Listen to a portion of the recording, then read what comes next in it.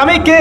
স্বামীর সম্মান বোঝেন আপনি? যার ব্যাপারে নবী সাল্লাল্লাহু আলাইহি ওয়াসাল্লাম বলেছেন, আমি যদি আল্লাহ ছাড়া অন্য কাউকে সেজদা করতে বলতাম, তাহলে মেয়েদেরকে বলতাম তারা যেন স্বামীদেরকে সেজদা করে। আপনাকে আমি কিভাবে বুঝাবো স্বামী কে, স্বামীর মর্যাদা কোথায়? এগুলো কি ইসলাম মেয়েদেরকে ডমিনেট করছে এগুলো দিয়ে? কেন? এই স্বামী আপনার জন্য সারাটা জীবন ক্ষয় করে ফেলে। একটা চোর পর্যন্ত, একটা চোর, একটা করাপ্টেড মানুষ, দুর্নীতিগ্রস্ত মানুষ, সে চুরি করে দুর্নীতি করে এনে বাচ্চাকে খাওয়ায়। একটা ধর্ষক পর্যন্ত ওর মেয়েকে আদর করে। পুরুষ মানুষ কি জিনিস কেমন করে বুঝবেন? সারাটা জীবন ক্ষয় করে ফেলায়। যদি আপনি তার আনুগত্য করেন, তার সামনে সুন্দর মতো থাকেন, তার কথার সাথে তর্ক না করেন, ভালোবাসা দিয়ে থাকেন, আপনার জন্য সে জীবন দিতে প্রস্তুত থাকে। এরকম পুরুষ মানুষ। আপনাদেরকে কেউ চোখ তুলে তাকালে চোখ তুলে ফেলাবে, এরকম পুরুষ মানুষ। স্বামীর আনুগত্য আপনাকে কিভাবে বুঝাবো? এটা দাসত্ব নয়। নবী সাল্লাল্লাহু আলাইহি ওয়াসাল্লাম বলেছেন, কোন স্বামী যদি কোন স্ত্রীকে চায়, তার প্রয়োজনের জন্য চায়, মহব্বতের জন্য, স্ত্রী যদি চুলায় রান্না করতে থাকে, ওই রান্না ফেলে দিয়ে তাকে আসতে হবে। হাদিস। রাতের বেলা স্বামী স্ত্রী শুয়েছে, স্বামীর চাহিদা আছে, স্ত্রীর কোনো সমস্যা নাই, স্ত্রী ফিট, ইচ্ছা করে অহেতুক স্বামীকে বলল আমি রাজি না, উল্টা পাশে মুখ করে ঘুমিয়ে গেল। আল্লাহর নবী বলছেন সারা রাত আল্লাহর পক্ষ থেকে একজন ফেরেশতা আসবে, এসে এই নারীকে অভিশাপ দিতে থাকবে। এখন এগুলো হাদিস শুনলে বলবে যে ইসলাম তো মেয়েদেরকে ছোট করছে।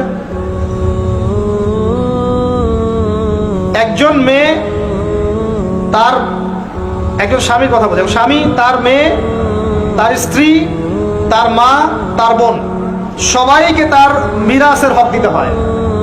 একজন মেয়ে তার বাবার সম্পত্তি পায়, কোন কোন ক্ষেত্রে তার ভাইয়ের সম্পত্তি পায়, তার স্বামীটা তো পাই, তার ছেলেটাও পায়। নানি হলেও সম্পত্তির হক আছে। একটা মেয়েকে চতুর্দিক থেকে সিকিউর করা হয়েছে ইসলামে। তারপরেও কিছু ফ্যামিলিস্টের কারণে এরা বলবে যে মেয়েদেরকে ইসলাম ছোট করছে। হ্যাঁ, মেয়েদেরকে ইসলাম কেন ছোট করছে? কারণ পর্দা করে যে বাইরে বেরোতে বলেছে, ঢ্যাং ঢ্যাং করে নগ্ন হয়ে বেরোতে নিষেধ করেছে, এই কারণে। যদি বলে যে হ্যাঁ ইসলাম আপনাদেরকে ফ্রি মিক্সিং এর স্বাধীনতা দিচ্ছে, আপনারা সবাই ফ্রি মিক্সিং করেন, গেঞ্জি পরেন, টি শার্ট পরেন, স্যান্ডো গেঞ্জি পরে বাইরে ঘুরে বেড়ান, টাইট ফিটিং প্যান্ট পরে বাইরে ঘুরে বেড়ান, সব জায়গায় আপনারা ফ্রি মিক্সিং করেন, পর্ন দেখেন, জেনা করেন, মদ খান, ইসলাম খুব ভালো। তখন তোমাদের জন্য তো ইসলাম নয়, তোমরা জাহান্নামে যাও, আল্লাহর কি আসে যায়? ইসলাম তোমাদের জন্য নয়, তোমরা জাহান্নামে গিয়ে মরো, ইসলামের কিচ্ছু যায় আসে না। আল্লাহর ওয়াস্তে পারিবারিক আদর্শের দিকে ফোকাস করেন প্রিয় ভাই। নিজে জাহান্নামের আগুন থেকে বাঁচান, পরিবার বর্গকে বাঁচান, পরিবার বর্গকে বাঁচান। পরিবার একটা পার্ট হচ্ছে আপনার পিতামাতা। পিতামাতার সাথে খারাপ আচরণ করতে যায় না আল্লাহর ওয়াস্তে। সেই ব্যক্তির জন্য ধ্বংস যার পিতামাতা বেঁচে আছে, তাদের হক আদায় করে সে জান্নাতে যেতে পারবো না, তার জন্য ধ্বংস। আরেকটা অংশ আছে আপনার সন্তান সন্ততি। বাচ্চা কাচ্চার প্যারেন্টিংটা খুব সুন্দর করে করেন। যখন আপনি স্ত্রীর সাথে মিলন করতে গিয়েছেন, তখন দোয়া পড়েন, আল্লাহুম্মা বিসমিল্লাহি আল্লাহুম্মা জান্নিবনা শাইতান ওয়া জান্নিবিশ শাইতান মা রাযাকতানা।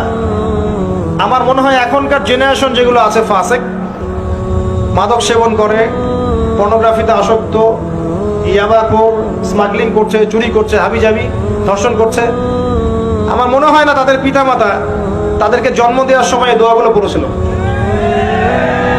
কারণ পিতামাতা এই দোয়া পড়লে ওই সন্তানকে শয়তান স্পর্শ করতে পারে না। সন্তান হবে, সন্তান ছেলে হোক মেয়ে হোক, আপনার এটা নিয়ে মন খারাপ করার কিছু নাই। একজন কন্যা সন্তানকে লালন পালন করে সৎপাত্রে পাত্রস্থ করলে এই মেয়ে পরকালে আপনার জন্য জাহান্নামের আগুন থেকে ঢাল হয়ে যাবে।